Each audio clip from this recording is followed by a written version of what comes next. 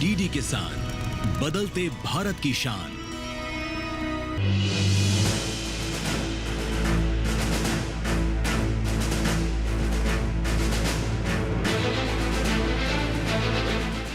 नमस्कार किसान पृष्ठ मंच में आप सभी का स्वागत है। मैं हूं आपके साथ हैदर सेठी और आज जो हमारा कारवां पहुंचा है उत्तर प्रदेश के शामली के गांव टिटोली में किसानों से हम चर्चा करेंगे, लेकिन सबसे पहले हमारे जो एक्सपर्ट्स इस कार्यक्रम में मौजूद हैं उनका जोरदार तालियों से स्वागत करते हैं। नमस्कार किसान साथियों, मेरा नाम अजय कुमार है और मैं कृषि विज्ञान केंद्र शामली में विषय वस्तु विशेषज्ञ पादप सुरक्षा के रूप में कार्यरत हूँ। नमस्कार, मैं डॉक्टर संदीप चौधरी, प्रभारी अधिकारी कृषि विज्ञान केंद्र शामली उत्तर प्रदेश। मैं डॉक्टर साकिब परवेज, विषय वस्तु विशेषज्ञ कृषि अभियंत्रण कृषि विज्ञान केंद्र शामली। और इस कार्यक्रम में इतने सारे किसान भाई भी हमारे साथ जुड़े हैं इस मंच पर, जो हमेशा की तरह जुड़ते हैं। अपना भी जोरदार तालियों से स्वागत कीजिए। और देखिए, देश के अलग अलग राज्यों में जाकर हम किसानों से चर्चा करते हैं और इस मंच पर हम उन्हें बेबाकी से बोलने की इजाजत देते हैं, साथ ही उनको सम्मानित भी करते हैं दूरदर्शन किसान की तरफ से किसान कप देकर। तो वही सिलसिला यहां जारी है और इस सिलसिले को आगे बढ़ाते हुए आज का हमारा जो विषय है वो होगा गन्ना उत्पादन और किसान सम्मान निधि से जुड़ा हुआ विषय। और इसी विषय पर हम चर्चा करेंगे और समझेंगे कि हमारे यहाँ के किसानों को, यानी टिटोली के गांव के किसानों को कितनी जानकारी है।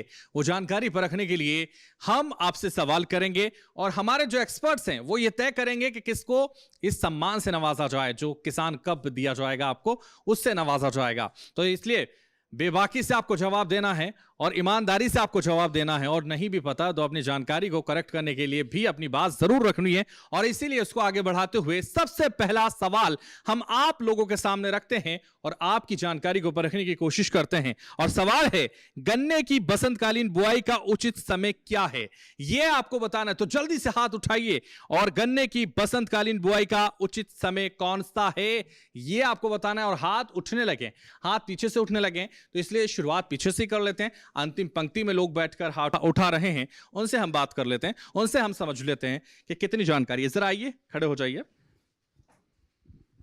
क्या नाम है आपका? मेरा नाम शुभम सिंह है सर। 15 फरवरी से 15 मार्च अच्छा समय रहता है बुआई के लिए। 15 फरवरी से 15 मार्च तक सही समय रहता है आपके अकॉर्डिंग? Yes sir. शुभम कह रहे हैं। चलिए, कितना शुभ है आपका आंसर ये तो हमारे विशेषज्ञ बताएंगे, लेकिन हम आपसे भी बात करते हैं। आप भी तंदुरुस्त किसान लग रहे हैं मुझे, खाए पिए किसान। मेरा नाम देवेंद्र सिंह देसवाल है। बसंतकालीन जो गन्ने की बुआई का सही समय है वो 15 फरवरी से 15 मार्च ही। दोनों ने डिस्कस कर लिया था क्या, या कॉपी कर दिया? नहीं। चलिए बैठिए देशवाल जी। और भी कोई किसान बताना चाहता है, समझाना चाहता है कि कौन सा समय? आइए जरा आप खड़े हो जाइए। आप भी किसान लग रहे हैं लेकिन शर्मा रहे हैं। क्या नाम है आपका? मेरा नाम अजय कुमार, गांव टिटोली, जिला शामली। अच्छा, हाँ जी। जो बसंतकालीन है वो 15 फरवरी से लेकर 15 मार्च तक होनी चाहिए। इससे जो बाद में हुआ है तो जमावपन तराव है, ये सबसे उचित समय है। अच्छा, हाँ जी, ये उचित समय है। हाँ जी। तो देखिए, गन्ने की खेती आप कितने वक्त से करते हैं?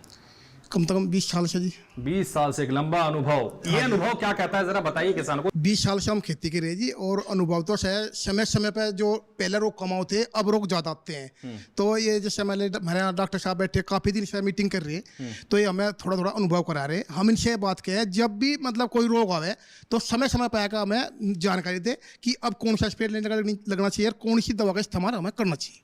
तो देखिए, जो एक्सपर्ट्स हैं हमारे हाँ जी, विज्ञान हाँ जी, केंद्र के, हाँ वो जी, आपको जागरूक करते हैं हाँ जी, कि कौन सी दवाई लेनी चाहिए और कैसे उसका सामना करना चाहिए और किस समय पर डालनी चाहिए, किस समय पर डालनी चाहिए। बैठिए, बहुत शुक्रिया आपका। तो देखिए, बहुत सारे किसान जवाब दे चुके हैं। अब चलते हैं हमारे एक्सपर्ट्स के पास, वो बताएंगे आपको कि किसका जवाब सही है और इसकी विस्तृत जानकारी भी वो हमारे दर्शकों को, हमारे किसानों को देंगे। इस उम्मीद के साथ हम चलते हैं हमारे विशेषज्ञों के पास।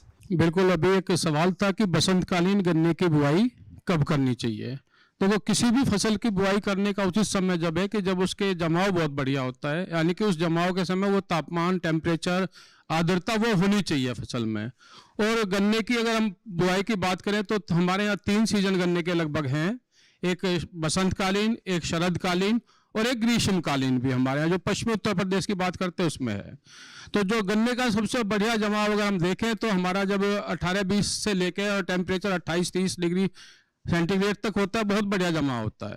और जो आर्द्रता है, ह्यूमिडिटी है, वो भी लगभग 50% के करीब उसमें होती है। वो समय कब आता है? अगर हम शरदकालीन की बात करें तो 15 सितंबर से 15 अक्टूबर तक। और फिर दूसरा जो हमारे बसंतकालीन है वो समय आता है हमारा, बिल्कुल सही बात थी कि 15 फरवरी से लेके और मार्च तक, 15 मार्च तक।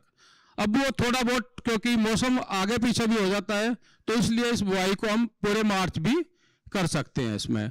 तो बहुत अच्छा जमा उस समय होता है और मैं समझता हूँ कि अब मेरे लिए मुश्किल है कि दोनों ने बिल्कुल सब सही जवाब दिया, लेकिन जो अंत में हमारे भाई ने, किसान भाई ने जवाब दिया, उन्होंने दिया कि अगर हम लेट करते हैं इसका जमाव कम होता है। एक चीज उन्होंने उस पर ज्यादा जोड़ी, तो कब के हकदार मैं समझता हूँ कि ये ज्यादा है। तो जोरदार तालियां अजय कुमार जी के लिए बजा दीजिए। आइए अजय कुमार जी आइए जरा, जोरदार तालियां इनके लिए बजा दीजिए जरा।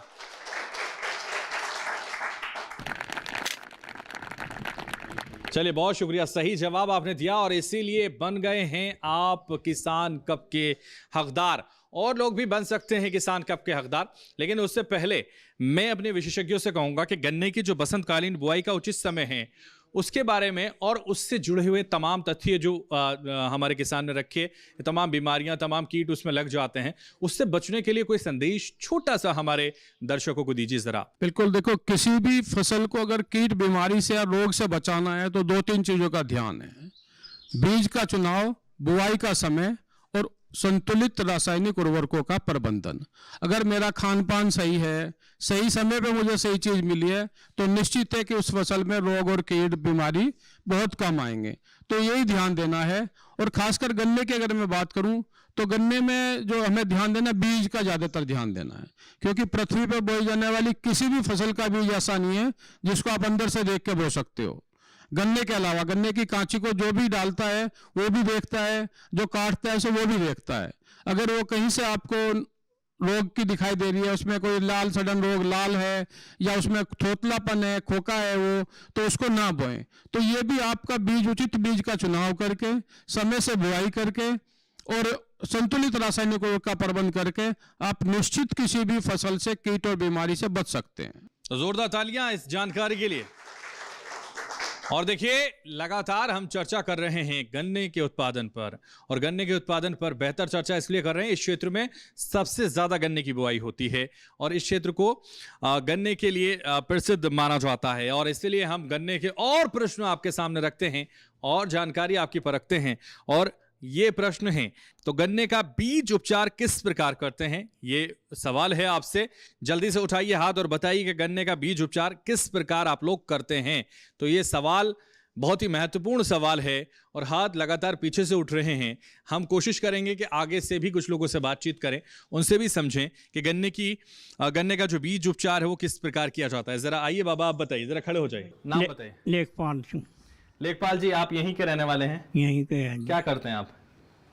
करूँ तो खेती जी। क्या खेती करते? करूँ था यही गन्ने की जी। अच्छा, अब तो बीमार चल रहा 5-6 साल तक। अच्छा अच्छा अच्छा, अब तो ठंडी हो। ठीक है। देखिए, बुजुर्ग किसान हैं और भोले वाले किसान हमारे हैं यहाँ, और लोगों ने भी यहाँ हाथ उठाया था। गन्ने का बीज उपचार किस प्रकार करते हैं, जरा पूछते हैं इन साहब से। आइए जरा खड़े हो जाइए। मेरा नाम अजय कुमार है। जो हम गन्ना संशोधन केंद्र करते हैं, एक तो गन्ना किसी चीज़ का रोग नहीं होना चाहिए और उसे हम कम से कम 3 फुट ऊपर से बोना चाहिए। उसकी जो रस्सी मात्रा है वो ज़्यादा रहे और कैंची बीमारी कम मरती है। जो हम नीचे बोए, कैंची ज़्यादातर मरने के चांस ज़्यादा रहते हैं। ठीक है, बैठिए। तो देखिए, जो हमारे किसान हैं वो लगातार बता रहे हैं कि गन्ने का बीज उपचार किस प्रकार वो करते हैं, ये बताना चाह रहे हैं। एक और हैं किसान युवा। मेरा नाम शुभम सिंह है। जो इसका बीज उपचार हो, कार्बेंडिजिम और थिरम और एग्लोल नामक जो रसायन दवाई हैं वो सब, उससे बीज उपचार। हाँ जी, इससे रोग व कीट लगते नहीं। मैं स्टूडेंट हूँ, एग्रीकल्चर स्टूडेंट। गुड, बैठिए, बहुत अच्छी बात है, कृषि छात्र हैं हमारे। मेरा नाम देवेंद्र सिंह देसवाल है। गन्ने का जो बीज उपचार करते हैं वो थीरम और कार्बोनेजिम मैनकोजेब से, और जो अगर जैविक विधि से करना है तो ट्राइकोडर्मा से आप ट्राइकोडर्मा से कर सकते हैं बीज उपचार। ठीक है, और भी कोई बताना चाहता है? यहाँ से कोई बताना चाहता है? आप बताना चाहते हैं? आइए जरा। हाँ, तो ट्राइकोडर्मा और ये जो कार्बोनेजिम है, इन्हीं से उपचार किया जा, और एक विशेष टेम्परेचर पर उनका उपचार हो। अच्छा अच्छा, बैठिए। तो देखिए, तमाम किसानों ने जवाब दिया है, लेकिन किसका जवाब सही है और किसका गलत है ये हमारे एक्सपर्ट्स तय करेंगे। चलते हैं हमारे एक्सपर्ट्स के पास और वो ये भी बताएंगे कि गन्ने का बीज उपचार किस प्रकार होता है और हमारे किसान किस तरह से करते हैं। बहुत अच्छा जवाब दिया है किसान भाइयों ने कि जैसे हम बात कर रहे हैं बीज उपचार की, तो सबसे पहले जो रासायनिक विधि से अगर हम करते हैं तो कोई भी एक फफूंदीनाशक, चाहे कार्बेंडाजिम है या फिर थायोफेनेट मिथाइल है, और उसके साथ साथ अगर जैविक विधि से आप कर रहे हैं तो आपको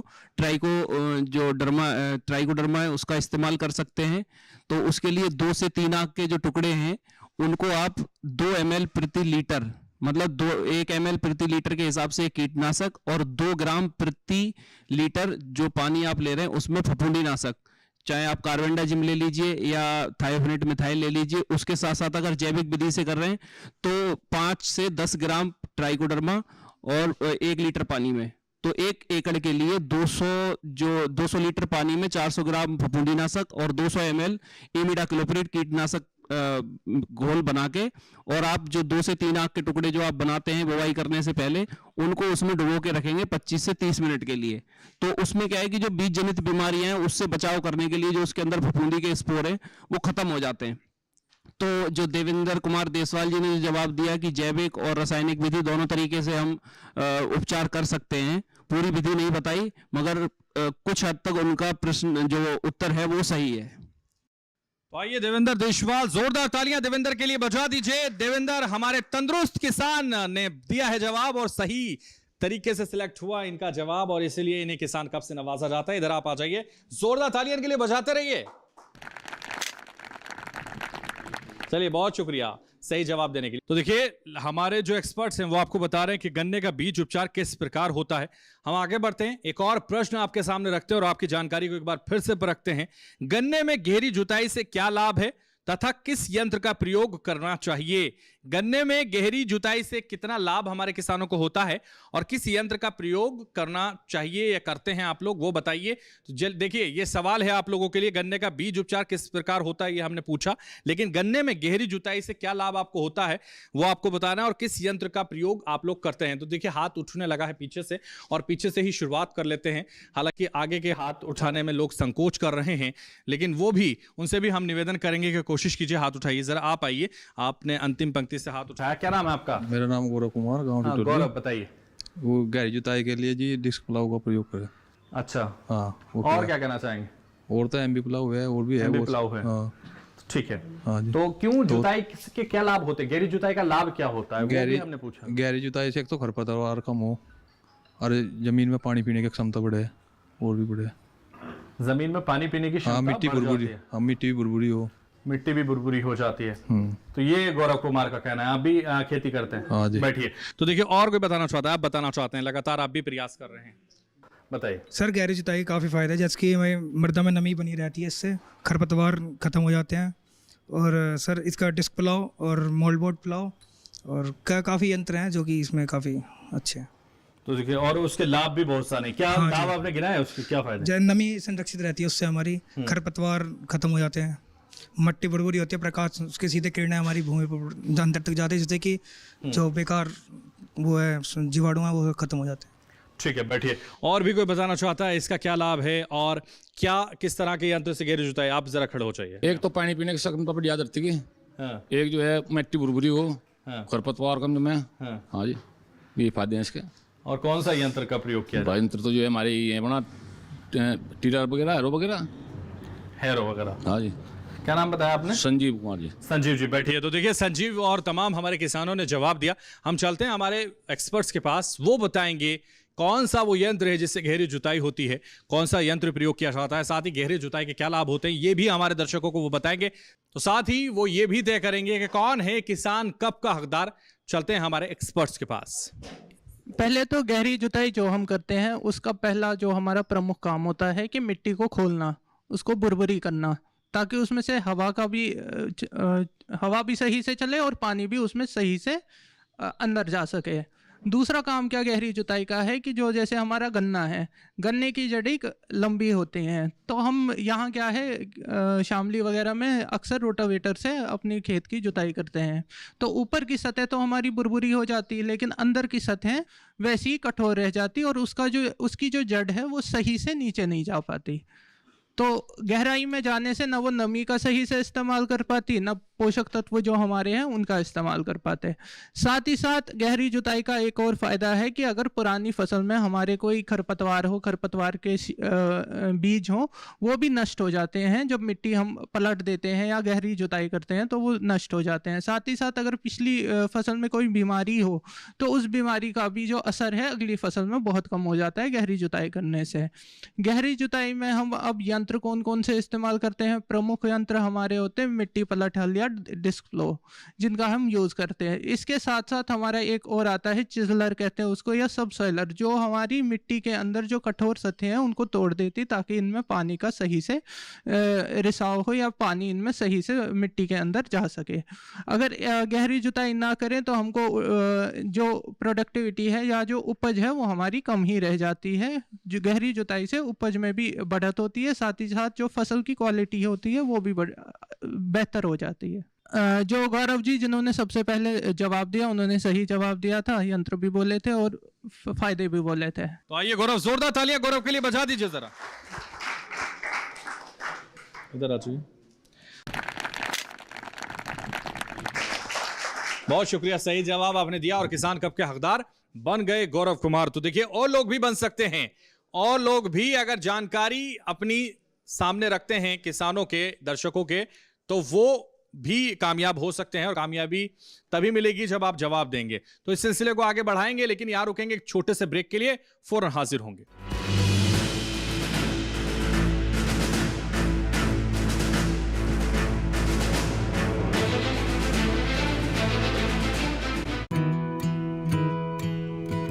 किसान सिर्फ अन्न नहीं उगाते, सपने भी उगाना जानते हैं।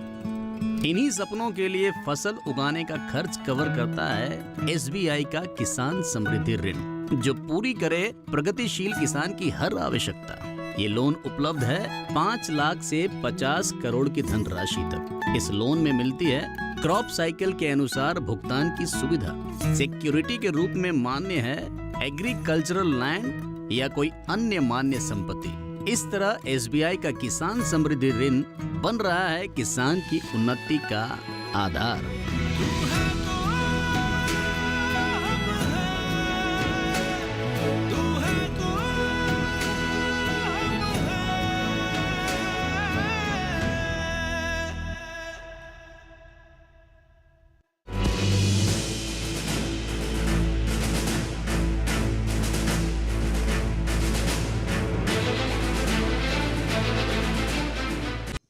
ब्रेक के बाद किसान प्रवेश मंच में एक बार फिर से आप सभी का स्वागत है। और सिलसिला जो लगातार यहां जारी है गन्ना उत्पादन को लेकर, वो हम आगे बढ़ाते हैं और जानकारी परखते हैं आप लोगों की। तो देखिए सवाल हम आपके सामने रखते हैं, मुख्य पोषक तत्व कौन कौन से हैं और गन्ने में उनकी कितनी मात्रा का प्रयोग करना चाहिए।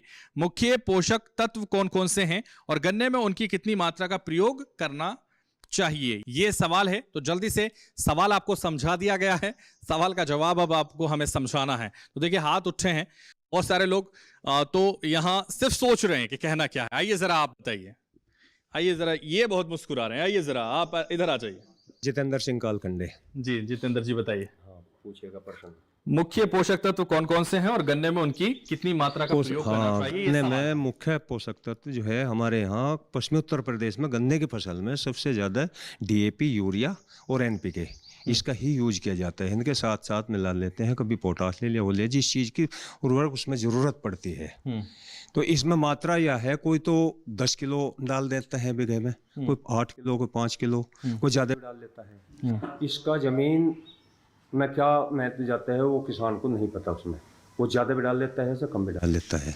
ठीक है। और इसमें मैं बदलता हूँ, जलवायु के हिसाब से रोग इतने ज़्यादा आ रहे हैं गन्ने की फसल में। हमने रोकथाम कर ली, दवाई लगा दी, 15 दिन के लिए होगी, पड़ोसी का कोई कीट आ गया वो उसमें से निकल कर उसमें घुस गया, फिर दोबारा से करा, जैसे सुंडी आ गई और ये क्या बोलते हैं फंगस आ गई। तो ये एक यह है मच्छर है, ये कीड़ी है, ये निकलती नहीं खेत में से, बहुत ज़्यादा करे जा रहे हैं इनमें। चलिए वो अभी उसके बारे में छोटे-छोटे से हो experts गए। बताएंगे, लेकिन जो हमने सवाल आपसे पूछा था ये मुख्य बताते हैं। पोषक तत्व तो आपने बताए। हाँ। बैठिए जितेंद्र जी, और लोगों से भी पूछते हैं और लोगों से भी समझते हैं कि उनके पास क्या जानकारी है और वो क्या कहना चाहते हैं। देखिए एक और किसान है जो बताना चाह रहे हैं। नाम क्या है आपका? मेरा नाम अनुराग है जी। जी अनुराग जी बताइए। मुख्य पोषक तत्व 3 हो, नाइट्रोजन, पोटास और फास्फोरस, और उसमें साथ में मुख्य पोषक तत्व में आ जाए जिंक, उनकी कितनी मैग्नीशियम। मात्रा का प्रयोग करना चाहिए? उसको परसेंटेज में वो रहेगा ना जी, 12, 32, 16 हम क्वांटिटी वैसे उठा के कर देते हैं, लेकिन अगर आप ये कहेंगे कि कितनी चाह, चलिए बैठिए अनुराग जी बैठिए। एक और शख्स हैं जो- शैलेंद्र कुमार, हाँ गांव टिटोली। हम्म, इसमें जिंक की मात्रा जो 33% में तो जी 1 किलो का भी पड़ेगा, हम्म, और एनपीके में एनपीके 12, 32, 16, नाइट्रोजन उसमें 12% हो, हम्म, और फॉस्फोरस हो उसमें 32%, और 16% हो जी उसमें वो पोटास। क्या नाम बताया आपने अपना? शैलेंद्र कुमार। शैलेंद्र बैठिए। तो देखिए शैलेंद्र भी हैं यहाँ किसान जो बता रहे थे कि क्या उनकी जानकारी है, लेकिन और भी किसान है। क्या नाम है आपका? नमस्कार जी, मेरा नाम विनीत कुमार है। हाँ विनीत जी बताइए। हाँ जी, ये मुख्य पोषक तत्व 3 हो, नाइट्रोजन, फास्फोरस और पोटास। इनकी जो यूरिया वो नाइट्रोजन है, नाइट्रोजन 40% होना चाहिए, फास्फोरस 36% और पोटास हम 24%। वो तो मतलब जिस हिसाब से भी डायग्राम होगा उस हिसाब से होगा। अच्छा ठीक है। तो देखिए तमाम जो किसान हैं वो जवाब दे चुके हैं, और जवाब के बाद आपको पता है कि हम किनसे जानते हैं सही जवाब, तो हमारे विशेषज्ञ बताएंगे सही जवाब क्या है। साथ ही वो ये भी तय करेंगे कि कौन है किसान कप का हकदार, और विस्तृत जानकारी भी हमारे दर्शकों को देंगे कि मुख्य पोषक तत्व कौन कौन से होते हैं और उनमें कितनी मात्रा का प्रयोग करना चाहिए, ये भी वो हमारे दर्शकों को और हमारे किसान भाइयों को बताएंगे। बिल्कुल किसान भाइयों, देखो हम दो चीज में कंफ्यूज हैं, पोषक तत्वों में और रासायनिक उर्वरकों में। पोषक तत्व वो है जो हर पौधे को चाहिए। मुख्य पोषक तत्व 3 हैं, नाइट्रोजन, फास्फोरस और पोटास। ये हर पौधे को, हर हरी वनस्पति को चाहिए। 3 ऐसे पोषक तत्व हैं जो हमें प्रकृति देती है, वो है हमारा ऑक्सीजन, कार्बन और हाइड्रोजन। ये तीनों हमें प्रकृति से मिलते हैं, लेकिन जो मुख्य पोषक तो ये हमें देने पड़ते हैं, जो मैंने बताया 3, नाइट्रोजन, फास्फोरस और पोटास। नाइट्रोजन मिलती है यूरिया के अंदर 40%, डाई के अंदर है 2 पोषक तत्व, नाइट्रोजन और फास्फोरस, 18% नाइट्रोजन, 40% फास्फोरस। एक तीसरा हमारा खाद आता है, रासायनिक उर्वरक आता है पोटास, उसके अंदर म्यूरेट ऑफ पोटास है, एमओपी है 60%। तो 3 मुख्य पोषक तत्व हुए, नाइट्रोजन, फास्फोरस, पोटास।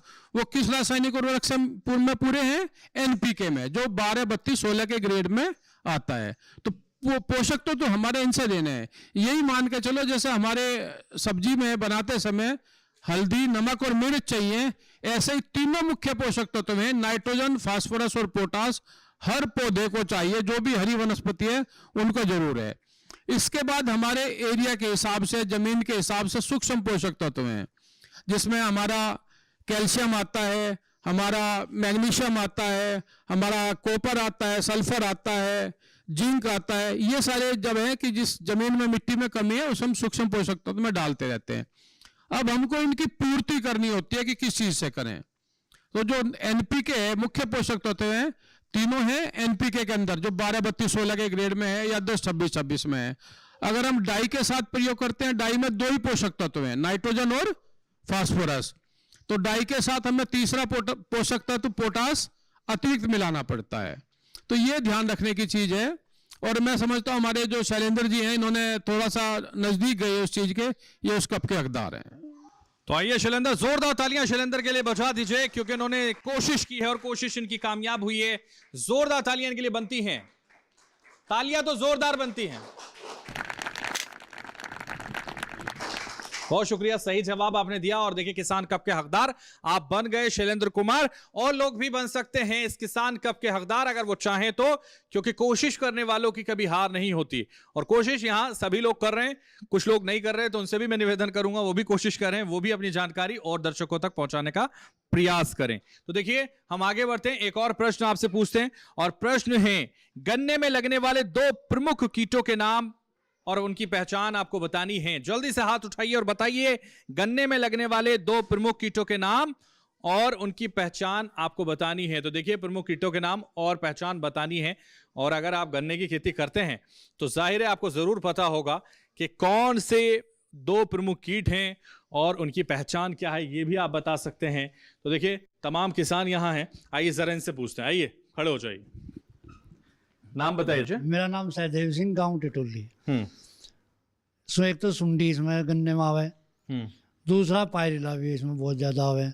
अब जैसा पायरिले का चल रहा, एक तो ये पत्ती के नीचे अंडे दे हैं, उसका किसानों को पता नहीं लगता, जब वो बाहर निकल का आवे तब दिखे हुआ बहुत ज़्यादा आ गई।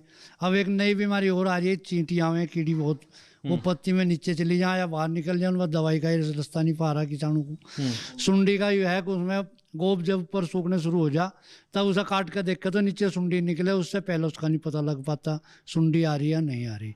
ठीक है, बैठिए। तो देखिए, और लोगों से प्रयास करते हैं और लोगों से कोशिश करते हैं। और देखिए, हाथ एक यहाँ से उठ रहा है, तो इनसे बात करते हैं। लगातार ये कोशिश कर रहे हैं। क्या नाम है आपका? मेरा नाम विनीत कुमार है। हाँ, विनीत बताइए जरा। हाँ जी, ये 2 है, एक तो टॉप बोरर और दूसरा है कनस्वा। टॉप बोरर की पहचान है कि जब टॉप बोरर लग जाए तो उसके पत्ती में सीधे सीधे हो जाए, मतलब छर्रे टाइप के हो जाए। और कनस्वे की पहचान है कि उसकी जो बीच की गोब है वो सूख जाए। तो खनस्वा और टॉप बोरर आप बता रहे हैं विनीत कुमार। देखिए, एक और यहाँ जो कृषि छात्र हैं हमारे साथ यहाँ, वो भी बताने की कोशिश लगातार कर रहे हैं। कामयाबी कितनी मिलती है इस बार, देखते हैं आपको। जैसे कि हमें पता है जो कीट हमारे पौधे की वृद्धि में विकास को रोक देती है, तो तना बेधक है और पायरिल्ला है। तना बेधक जो है हमारे गन्ने की फसल में तने में छेद कर देता है, जिससे कि हमारा वृद्धि विकास रुक जाता है। और जो पायरिल्ला है वो हमारी पत्तियों का रस चूस लेता है, जिससे कि पत्तियाँ पीली पड़ जाती हैं और हमारे वृद्धि और विकास पे काफ़ी असर पड़ता है, जिससे कि उपज पे काफ़ी प्रभाव पड़ता है उससे।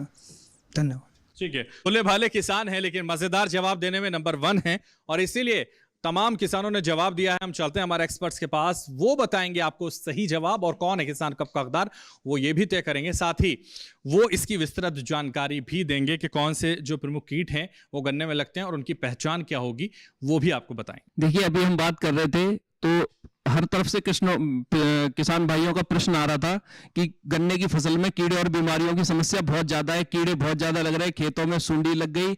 मगर जब प्रश्न की बात आई कि आपके खेत में लगने वाले 2 कीड़ों के बारे में आप जानकारी दे दीजिए, तो ज्यादातर लोगों के पास उत्तर नहीं था। अगर हम गन्ने की बात करें तो गन्ने में 3 तरह के जो कीट हैं वो लगते हैं। एक तो है जो जमीन के नीचे लगते हैं, जैसे उसमें दीमक हो गया और व्हाइट ग्रब हो गया। फिर है बेधक कीट जो बोरर्स हैं, जिसमें मुख्यतः अगर हम बात करें कंसुआ जो बात हुई, अंकुर बेधक, दूसरा टॉप बोरर जिसको चोटी बेधक भी बोलते हैं, उसके साथ साथ पिछले साल आपका इंटरनोड बोरर भी आया था, पोरी बेधक बोलते हैं इसको, और गुरदासपुर बोरर। तो ये बोरर्स हैं जो तने में लगते हैं। उसके साथ साथ पिछली बार सूखने की जो समस्या आई उसमें आपका रूट बोरर, तो ये कुछ बोरर्स हैं जो लग रहे हैं। उसके बाद तीसरी श्रेणी है रस चूसने वाले कीड़ों की, कि जो पत्तियों की सतह से रस चूसते हैं और जिससे फसल में पीलापन आता है और फसल की वृद्धि रुक जाती है। तो जिसमें आपका मुख्यतः सफेद मक्खी और पायरिल्ला, और उसके साथ साथ एक समस्या आती है मिलीबग की। तो हमें कम से कम इतनी, हमने कहा, पहचान होनी चाहिए कि अगर हम कीट को पहचान ही नहीं पाएंगे तो उसका नियंत्रण कैसे करेंगे। तो जनपद शामली की अगर हम बात करें तो हमारी जो मुख्य समस्या है वो है टॉप बोरर की। और टॉप बोरर के नियंत्रण के लिए कि ज्यादातर किसान भाई जो हमारे निर्भर हैं वो रसायनों पर निर्भर हैं कि कीड़ा लग गया, फसल में लक्षण दिखने लगे, उसके बाद फिर उसका उपचार केवल हमें कीटनाशक का स्प्रे करना है। जैसा कि हम पहले भी गोष्ठियों में जागरूक करते आए हैं कि आप एकीकृत कीट प्रबंधन के जो अभ्यास हैं उसको अपनाइए, कि जैसे आपकी जो तितली आती है उसको पकड़ने के लिए आप लाइट ट्रैप लगाएं, प्रकाश पास बनाएं, 1 एकड़ में 1 लाइट ट्रैप लगेगा, उसको सूर्यास्त के बाद 2 घंटे के लिए जलाएं। और जब उसमें वो तितली आने लगे सफेद रंग की, जो पहचान है टॉप बोरर की, सफेद तितली आ रही है, तो आप उसमें ट्राइको कार्ड लगा दीजिए। 2 कार्ड प्रति एकड़ की दर से लगाएंगे, तो अगर टॉप बोरर की तितली ने कई अंडे दिए हैं तो उन अंडों को ही नष्ट कर देंगे, सूंडी बनने की अवस्था ही नहीं आएगी। और जब सूंडी बन जाती है और गोफ के अंदर चली जाती है तो उसको मारना उतना ही मुश्किल हो जाता है। तो उसके लिए सही रसायन का चयन करें। रसायन हमारा अंतिम विकल्प है, मगर वर्तमान समय में हमने उसको पहला विकल्प बना लिया है कि जो समस्या आई हमें दवाई दे दो और हम उसको ले जाके खेत में छिड़क देंगे, उससे समस्या का समाधान नहीं होगा। आप लोग भी इसको करके देख रहे हैं। तो जैसा कि जवाब दिया विनीत जी ने, बहुत अच्छा था कि शुरुआत की अवस्था में कंसुआ आएगा, गोब सूख जाती है और आप उसको पकड़ के खींचेंगे तो आराम से बाहर निकल आती है। ये 90 दिन की फसल जो होती है, 90 दिन तक 3 महीने तक इसका अटैक रहता है और उसके बाद में फिर टॉप बोरर शुरू हो जाता है। तो टॉप बोरर की पहचान यही है कि उसकी जो तितली है वो सफेद है और जब वो सुंडी बन के उसकी गोब में घुस जाती है, जो पत्तियां निकल के आती हैं तो उस पर लाल रंग के छर्रे लगे हुए होते हैं। तो बहुत बढ़िया जवाब दिया है उन्होंने विनीत जी ने। तो मैं चाहूंगा कि इस प्रश्न का सही जवाब जो है वो विनीत जी का। आइए विनीत जी, जोरदार तालियां विनीत जी के लिए बजा दीजिए। विनीत जी ने दिया है सही जवाब और विनीत हमारे युवक किसान हैं जिन्होंने सही जवाब दिया और इसीलिए उन्हें किसान कप से नवाजा जाता है। आइए जोरदार तालियां बजाइए। बहुत शुक्रिया। सही जवाब और देखिए विनीत जो हमारे किसान हैं, युवा किसान हैं, उन्होंने दिया और देखिए किसान कप के हकदार बन गए। और लोग भी बन सकते हैं, और लोगों के लिए भी प्रश्न है हमारे पास। और इसलिए देखिए एक महत्वपूर्ण प्रश्न हम आपसे पूछने जा रहे हैं। स्प्रेयर में छिड़काव में उपयोग किए जाने वाले विभिन्न नोजल कौन कौन से हैं, ये आपको बताना है। तो देखिए जब आप छिड़काव करते होंगे गन्ने में, उसकी खेती में, तो किस तरह से प्रयोग किया जाता है और कौन कौन से नोजल होते हैं वो आपको पता होगा। स्प्रेयर में छिड़काव में उपयोग किए जाने वाले विभिन्न नोजल कौन कौन से हैं वो आपको बताना है। तो नोजल के नाम आपको बताने हैं जो स्प्रेयर में छिड़काव के दौरान आपको नोजल आप इस्तेमाल करते होंगे, वो आपको पता है। तो जल्दी से बताइए कौन कौन से नोजल होते हैं विभिन्न, वो आपको बताना है। तो जल्दी से हाथ उठाइए और बताइए। देखिए हाथ एक बार फिर से पीछे से उठ रहे हैं, लेकिन हमारे टिटोली गांव के किसानों के साथ साथ यहाँ प्रधान भी हैं, उनसे भी पूछते हैं कि उनको क्या जानकारी है, वो क्या करते हैं। जरा इधर आ जाइए। देखिए हमारे जो गांव हैं वो बड़े महत्वपूर्ण हैं और हमारा जो ग्रामीण क्षेत्र है वो सबसे महत्वपूर्ण है देश के अंदर। ये प्रधानमंत्री भी कहते हैं कि हमारे जो गांव हैं वही हमें विकास की तरफ ले जा रहे हैं।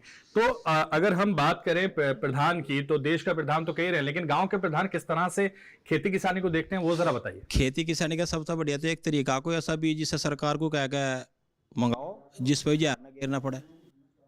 अच्छा। जो मील वाले हैं ना, लेकिन इन मील वालों को वो बीज तो एक देवेंगे जिस पर इनकी रिकवरी है, 6 आदमी मरो, 6 किसान मरो, 6 कुछ भी मरो, इतना जहर उसमें डाला जा रहा जो पब्लिक पर असर हो रहा है उसका कोई नहीं जान रहा। चलिए बहुत अच्छी बात है, जोरदार तालियां के लिए बचाइए। ऐसी खेती किसानी होनी चाहिए जिसमें जहर और दवाइयां ना हो। तो देखिए और लोग जो हाथ उठा रहे थे उनसे भी जान लेते हैं कि कौन कौन से नोजल होते हैं विभिन्न प्रकार के, ये बताना चाह रहे हैं। ये जरा इनसे पूछ। 2 तरह के हों जी, खरपतवार के लिए कट नोजिल और इंसेक्टिसाइड के लिए फवारा नोजिल। फवारा नोजिल और उसके लिए खरपतवार के लिए कट नोजिल। ठीक है, बैठिए। तो देखिए एक और हाथ उठ रहा था, मौका दोबारा से चाह रहे हैं आप, जी बताइए। ये तो कट नोजिल तो इसके लिए खरपतवार के लिए, वो होगा गोल नोजिल जो कीट के लिए गोल, खरपतवार के लिए कट नोजिल। और देखिए किस तरह से वो बता रहे हैं। और भी बहुत सारे किसान हैं यहाँ जो बहुत ही शांत किसान हैं। कोई और बताना चाहेगा तो जल्दी से हाथ उठाएगा और हम उनसे पूछते हैं और फिर उसके बाद एक्सपर्ट्स के पास चलते हैं। जल्दी से खड़े हो जाए। जैसे खरपतवार है या कोई भी नोजिल हो, उसकी पानी की मात्रा कम होनी चाहिए। जैसे मान लिया हम दवाई का स्प्रे कर रहे हैं तो उसकी क्वांटिटी अगर टैंकर से करें तो 40 या 50 होनी चाहिए, टंकी से करें तो 35 होनी चाहिए। ठीक है, तो सारा पानी निर्भर पानी पर करता है। अजय कुमार जी। अजय कुमार, देखिए बैठिए अजय कुमार। तो तमाम किसानों ने जवाब दे दिया। हम चलते हैं विशेषज्ञों के पास, वो बताएंगे हमारे विशेषज्ञ स्प्रेयर में छिड़काव में उपयोग किए जाने वाले विभिन्न नोजल कौन कौन से हैं और तमाम इससे जुड़ी हुई जानकारी हमारे दर्शकों और हमारे किसानों को हमारे एक्सपर्ट्स इस मंच पर देंगे। स्प्रेयर में हम कई प्रकार के नोजल यूज़ करते हैं। अब है कि हमें कौन सा काम है और कितनी स्प्रेइंग स्पीड रखनी है। जैसे अगर हमारा खरपतवार के लिए चाहिए, खरपतवार में हम कट नोजल यूज़ करते हैं। कट नोजल में क्या होता है कि एक फ्लैट सिस्टम निकलता स्प्रे का, ना वो आगे जाता ना वो पीछे, जहाँ हम स्प्रे करते हैं बस उसी पॉइंट पे आता। तो उसमें एक जैसे परत लगानी हो और उसका जो बूंद की साइज़ होती है वो बड़ी होती है।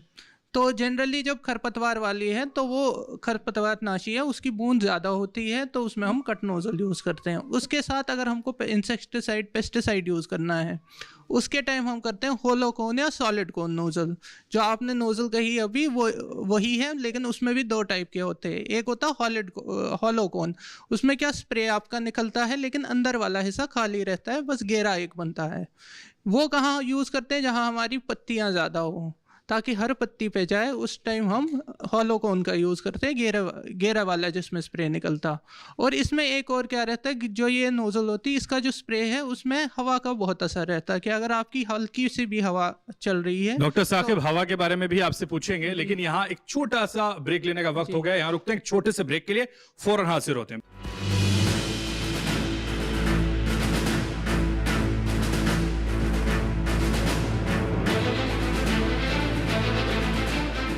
आज देश का किसान बढ़ा रहा है कृषि आधारित उद्योग की ओर कदम।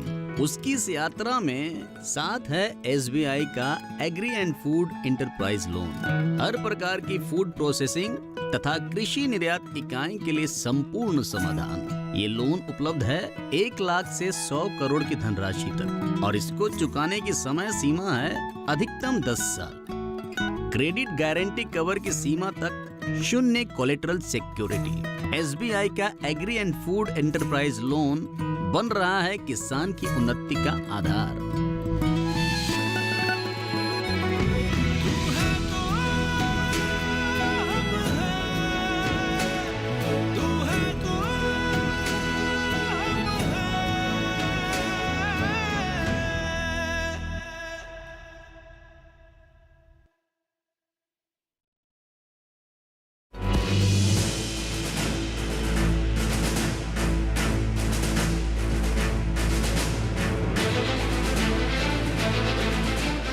ब्रेक के बाद फिर से आपका किसान प्रश्न मंच में स्वागत है और जो सिलसिला लगातार यहाँ जारी है, डॉक्टर साकिब जो एक्सपर्ट्स हैं हमारे, वो बता रहे थे आपको नोजल के बारे में, उनसे कहेंगे एक बार फिर से हमारे दर्शकों को बताइए।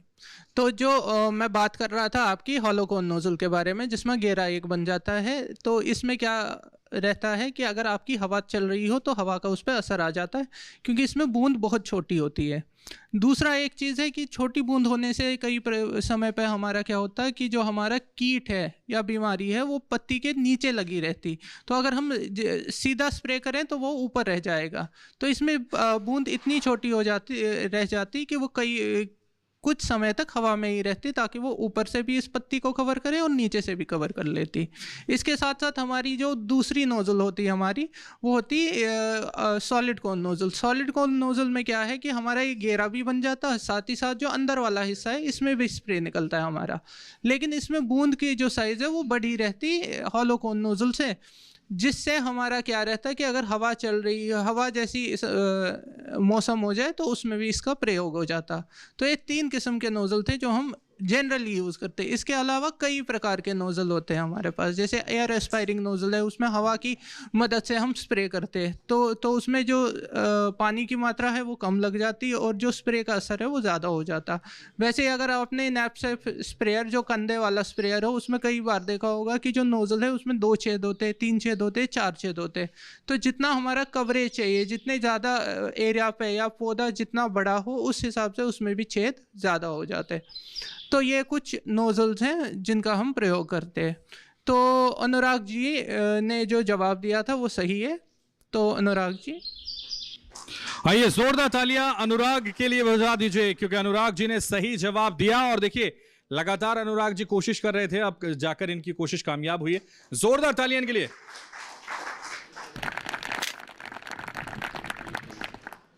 तो देखिए तमाम जो हमारे किसान हैं वो लगातार कोशिश कर रहे हैं और कामयाब हो रहे हैं, और इस कामयाबी का श्रेय आपकी मेहनत और आपकी लगन को और आप जिस तरह से उत्साह के साथ जवाब दे रहे हैं उसी को जाता है। और इसीलिए इस सिलसिले को आगे बढ़ाते हुए हम आपसे पूछते हैं एक जो महत्वपूर्ण हमारा सेशन है, और इस सेशन में हम सवाल पूछते हैं भारत सरकार की योजनाओं से जुड़े हुए सवाल।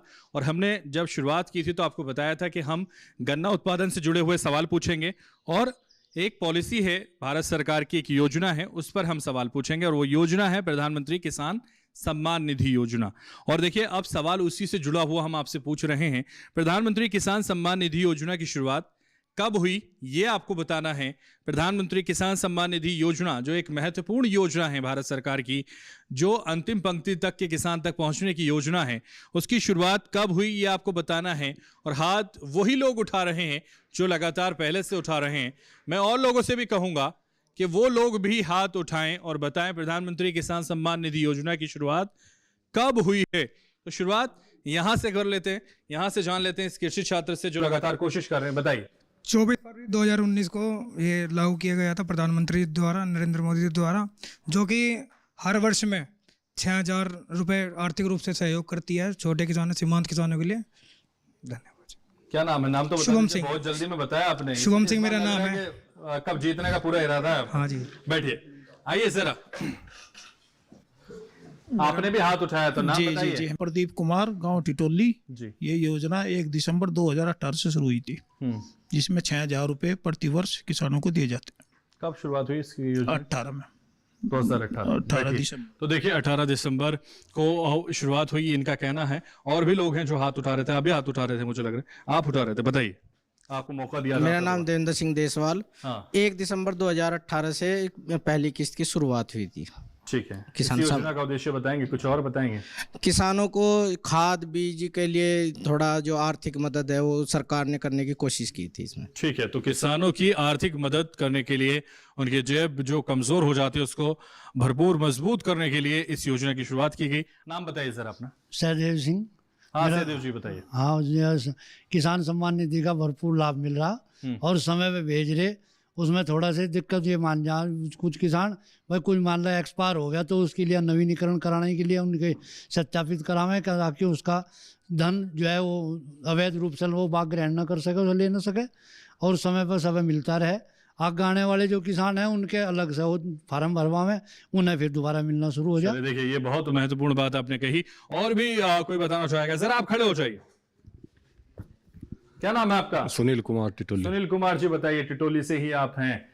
प्रधानमंत्री किसान सम्मान निधि योजना की शुरुआत कब हुई? 1 दिसंबर 2018।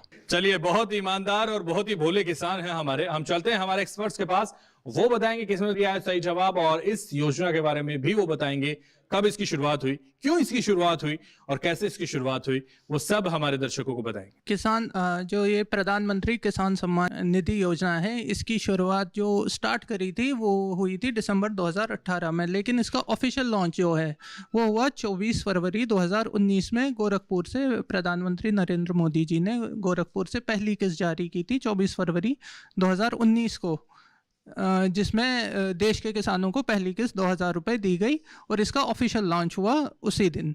तो इस स्कीम के अंदर क्या करते हैं कि किसानों को एक साल में 3 किस्तों में 4-4 महीने के अंतर पे 2,000 रुपये मिलते, जिसमें पूरे साल का 6,000 रुपये होता, ताकि उनकी खेती में जो आर्थिक स्थिति है वो सही हो जाए। प्लस उनको अगर खेती में कोई आवश्यकता है, किसी इनपुट की आवश्यकता है, तो उसका भी उनको वो समय पे वो ले सके और अपनी खेती में सुधार कर सके। तो इसी में जो हमारे शुभम जी हैं उन्होंने सही जवाब दिया था, क्योंकि 24 फरवरी को इसका ऑफिशियल लॉन्च हुआ था। तो देखिए शुभम के नाम की घोषणा हमारे एक्सपर्ट ने की है। जोरदार तालियां शुभम के लिए बजा दीजिए। शुभम आइए, आपको दिया जाता है किसान कब, क्योंकि आपने दिया है सही जवाब और कृषि छात्र हैं आप, इसलिए जोरदार तालियां इधर देखिए। बहुत शुक्रिया, सही जवाब आपने दिया और इसलिए किसान कप के हकदार बन गए शुभम कुमार, जो कृषि छात्र हैं। हमारे किसानों के साथ कृषि छात्र भी यहाँ मौजूद हैं और देखिए अपना महत्वपूर्ण जवाब वो दे रहे हैं और किस तरह से सम्मान पा रहे हैं ये आपको नजर आ रहा होगा। इसलिए हम आगे बढ़ते हैं और इसी योजना से जुड़ा हुआ एक और सवाल आपसे पूछते हैं। प्रधानमंत्री किसान सम्मान निधि योजना के अंतर्गत कितनी धनराशि किसान को मिलती है, ये आपको बताना है। तो जल्दी से देखिए, अभी बहुत सारे किसानों ने जवाब दिया और पूर्णतः सही बताने की कोशिश भी की है और इसीलिए बहुत सारे लोग हाथ उठा रहे हैं, उनसे भी जान लेते हैं। और देखिए यहां से शुरुआत कर लेते हैं कि हाथ यहां उठा है, उनसे बात कर लेते हैं। आइए जरा खड़े हो जाइए, इधर आ जाइए, नाम बताइए। सहदेव सिंह नाम है, गांव टिटोली जी।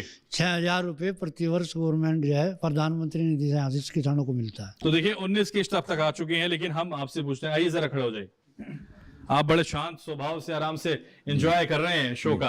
बताइए जरा नाम क्या है आपका? हर्ष कुमार। बताइए। एक साल में 6,000 रुपये। एक साल में 6,000 रुपये दिए जाते हैं और करीब मेरे हिसाब से 19 किस्त आ चुके हैं। 19 किस्त अब तक आपने सुन लिया होगा अभी। तो देखिए और भी लोगों ने यहाँ से हाथ उठाया। ये दोनों बहुत मुस्कुरा रहे हैं, इनसे बात करते हैं। देखिए आइए जरा आप, आपसे बात करें। हाँ आप आइए। नाम जितेंद्र सिंह कालखंडे। वही तो 6,000 रुपये सालाना। 6,000 रुपये सालाना आपको भी मिल रहे हैं? हाँ मुझे मिल रही है, इसलिए गाल लाल हैं आपके आज भी। चलिए बहुत शुक्रिया, बैठिए। तो देखिए आगे बढ़ते हैं और लोगों से भी जानने की कोशिश करते हैं। कोई और बताना चाहे तो जल्दी से। आप बड़े शांति से बैठे हैं, जरा खड़े हो जाइए। हाँ जी, मैं सुभाष कुमार हाँ जी, टिटोली सुभाष से। जी बताइए। हाँ जी, 19 किस्त आ गई जी। मेरी 18 आई, क्यों मेरी एक किस्त रुकी थी, मैं KYC करवाई पर 19 किस्त आई अब तक। अच्छा 19 किस्त आ गई। हाँ जी, एक किस्त मेरी रुक गई थी। कितना पैसा साल में मिलता है? 38,000 साल में 6,000 रुपये मिले जी। अब तक 36,000 मेरे पास, टोटल 38,000 आ लिए। बहुत बढ़िया। तो देखिए 38,000 अब तक आ चुके हैं लोगों के और लगातार इस योजना का लाभ लोग उठा रहे हैं, किसान उठा रहे हैं। हम चलते हैं एक्सपर्ट्स के पास, वो बताएंगे इस योजना का लाभ और कितने पैसे कितने किसानों को कैसे मिल रहे हैं वो भी बताएंगे। चलते हैं हमारे एक्सपर्ट्स के पास। जी बिल्कुल, जो माननीय प्रधानमंत्री किसान सम्मान निधि योजना है उसके तहत अभी तक 19वीं किस्त जारी हो चुकी है, जिसमें हर चौथे महीने में हमें 2,000 रुपये के हिसाब से पूरे साल में हमें 6,000 रुपये किसानों को मिलते हैं। और ये केवल एक मनी जो है, जो पैसा है, ये किसानों को कि इमरजेंसी में कहीं बीज खरीदना है, कहीं आपका डीजल के लिए चाहिए, उसके लिए पूरे देश में दिया जाता है इसको। और जो सहदेव सिंह जी ने जो सबसे पहले बोले थे, उन्होंने बिल्कुल, क्योंकि सबसे पहले वो बोल चुके हैं और वो बिल्कुल सही बोले थे, वो इस कप के हकदार हैं। आइए सहदेव सिंह, जोरदार तालियां सहदेव सिंह के लिए बजा दीजिए। बुजुर्ग किसान और सही दिया है जवाब, इसलिए बन गए किसान कप के हकदार। जोरदार तालियां बजाते रहिए इनके लिए। बहुत शुक्रिया, सही जवाब आपने दिया और देखिए बन गए हमारे किसान कप के हकदार। तो देखिए लगातार हम इस योजना के बारे में आपसे पूछ रहे हैं और इस मंच पर ये अंतिम सवाल आपके लिए और इसी योजना से जुड़ा हुआ प्रधानमंत्री किसान सम्मान निधि योजना का लाभ अब तक जिन लोगों को पहुंचा है वो इसको कैसे देखते हैं और क्या फायदा इससे हो रहा है वो आपको बताना है। तो देखिए क्या फायदा इस योजना से आपको पहुंच रहा है वो आपको बताना है। प्रधानमंत्री किसान सम्मान निधि योजना का जो लाभ आप उठा रहे हैं उससे क्या फायदे आपको हो रहे हैं वो आपको बताना है। ये अंतिम सवाल इस मंच पर हम आपसे पूछ रहे हैं। जल्दी से बताइए, हाथ उठाइए और बताइए इस योजना के लाभ गिनाइए और बनवाइए किसान कप के हकदार। तो देखिए हाथ यहां से उठ चुका है, आइए जरा खड़े हो जाइए, नाम बताइए। जी मेरा नाम हर्ष कुमार है, गाँव टिटोली। और जो ये किसान सम्मान निधि का जो पैसा है, ये किसान को समय समय पर कभी बीज चाहिए, कभी तेल चाहिए, डीजल, उसके लिए बहुत फायदा पहुंच रहा है इसका। तो आर्थिक स्थिति कम से कम इससे थोड़ी सी मजबूत हुई है, ये आप कहना चाह रहे हैं। चलिए तो देखिए और लोग भी हैं, और लोगों से बात करते हैं। जरा आप खड़े हो जाइए, आप बताइए जरा इस योजना से क्या किसानों को लाभ पहुंचा है। सर जैसे कि हमें पता है कि हमारे देश में हर किसान सही लेवल पे नहीं है, कुछ गरीब भी हैं जिन उनको बहुत फ़ायदा हुआ इससे, जैसे कि रासायनिक कीट लाना, दवाइयाँ लाना और ट्रैक्टर से अपना खेत जोतवाना। सर हर किसान पे ट्रैक्टर भी नहीं है, ना पूरे संसाधन है। उन संसाधनों का उपयोग करने के लिए राशि की जरूरत पड़ती है, जो कि हमारी किसान सम्मान निधि द्वारा दी गई है। ठीक है, आर्थिक तौर से मजबूत हुए। आप भी हाथ उठा रहे थे, जल्दी से बताइए, उसके बाद हम एक्सपर्ट से पूछते हैं। मेरा नाम देवेंद्र सिंह देसवाल। देखिए किसान सम्मान निधि 3 किस्त जो बनाई गई है, सरकार ने बहुत ही सोच के बनाई है। खरीफ, जायद और रबी, ये 3 सीजन होते हैं किसान के। इनमें इन्हें बीज और खाद और जो डीजल होती है उसकी आवश्यकता पड़ती है। इसी समय पर जब किसान को आवश्यकता होती है उसे किस्त इसी समय पर दी जाती है और 3 किस्त किसान को लाभकारी है। तो देखिए तीनों जो सीजन है उसको सोचकर ये किस्त बनाई गई है जो आर्थिक मजबूती देती है हमारे किसानों को, और ये काफ़ी महत्वपूर्ण है। चलते हैं हमारे एक्सपर्ट्स के पास, वो बताएंगे किसने दिया है सही जवाब और क्या है इसका सही उत्तर, वो भी बताएंगे और इस योजना के लाभ भी वो हमारे दर्शकों को गिनाएंगे। चलते हैं हमारे एक्सपर्ट्स के पास। किसान भाइयों, किसान सम्मान निधि जो आपको मिल रही है, प्रधानमंत्री किसान सम्मान निधि, उसका उद्देश्य यही है कि जो हमारे किसान भाई हैं उनको, जैसे कि जो बताया अभी कि रबी, खरीफ और जायद का जो सीजन होता है उसके हिसाब से 4 महीने के अंतराल पे 2,000 रुपये की एक किस्त जारी की जाए, तो उससे किसान की जो आवश्यकताएं हैं, जो उसको इनपुट लेने हैं, उसमें उसकी मदद हो सके। और वही कार्य करने का काम केंद्र सरकार कर रही है और ये पूरी तरह से 100% केंद्र सरकार द्वारा प्रायोजित स्कीम है।